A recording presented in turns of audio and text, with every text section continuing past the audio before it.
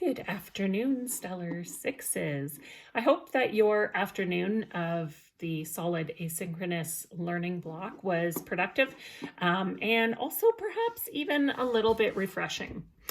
A reminder to you that if you have questions about assignments at any time, drop me an email or come to my drop-in support, officially rebranded as office hours now, so that I can be in line with what most of the other teachers are calling that time. Tomorrow morning, we are going to be meeting in our math groups, and our focus during that time will be on really deepening our understanding of patterns in tables. So thank you all for completing those forms for me on Tuesday. It really helped me see where we were doing well with this topic, which many of us are quite good at being able to calculate outcomes when we are given a rule for an input-output machine. So that's awesome. Where we do need to focus some more work pretty much across the board with almost everybody is on identifying and describing pattern rules, either within either the input or output column of a table, or especially identifying and describing the pattern rule that relates the input to the output. So that's a really important step to master before we move on to the next skill in next week's math. So that's where the focus is going to be during our math talks on Thursday morning. Thursday afternoon, I have dedicated to language arts.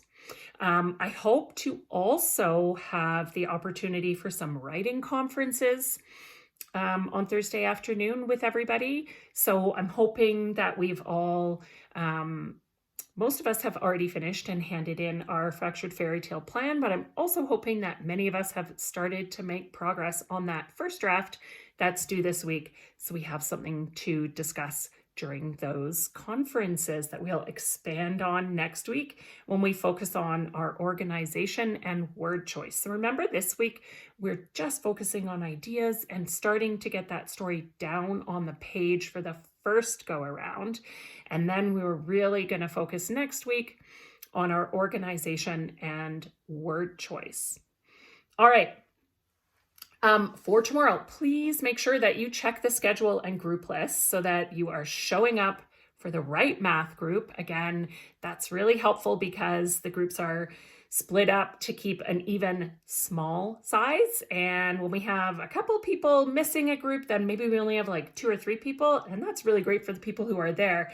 But then if you show up at the wrong time, then suddenly a group that might have only had maybe 4 or 5 is 7 or 8. And it's a lesser opportunity for me to provide that really good small group attention. So it is important that you try your very best to come at the time that you're scheduled in your group. Same goes for afternoons. You will have noticed that I've kind of stretched out our schedule. Other than the math groups, most of our other meets, I've stretch them out to be about 45 minutes long and space them out a bit more to give us a little bit of a buffer between groups, because that 30-minute time was often too rushed. And then if we needed a little bit of extra time, but another group was coming in on our heels, we weren't able to do that. So that has caused a few people to kind of come at the wrong time because they're coming when they thought they had to come based on an old schedule. So please pay close attention to the schedule, know which group you're in, come at that time to minimize disruptions to your classmates. Thank you. What else? Oh, remember, you're back to asynchronous music this week and for the next 8 weeks.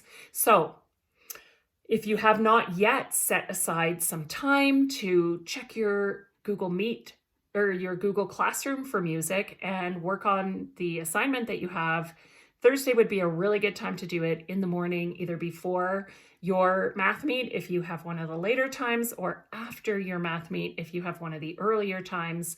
You only have a 30-minute synchronous time with me on Thursday morning, so a huge, vast number of hours outside of that you can devote to putting a little bit of time into working on your music.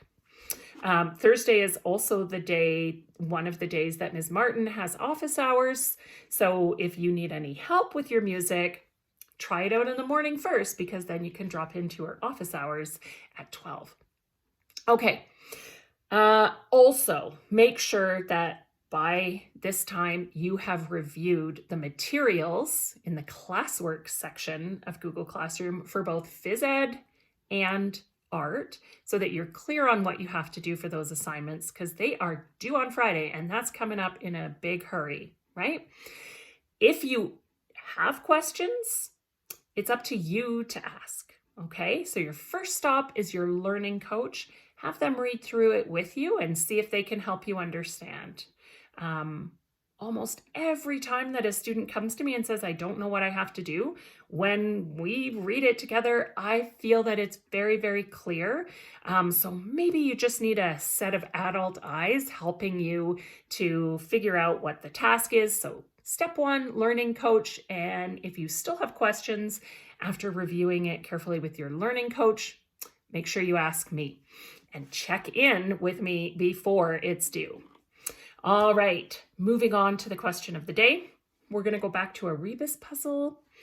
I have one for today that I think most of you should be able to solve without too much difficulty. And I'm also going to give you a clue. It's definitely related to what we're focusing on in language arts right now. So that's your clue. Good luck solving it, and I will see you in math groups tomorrow morning.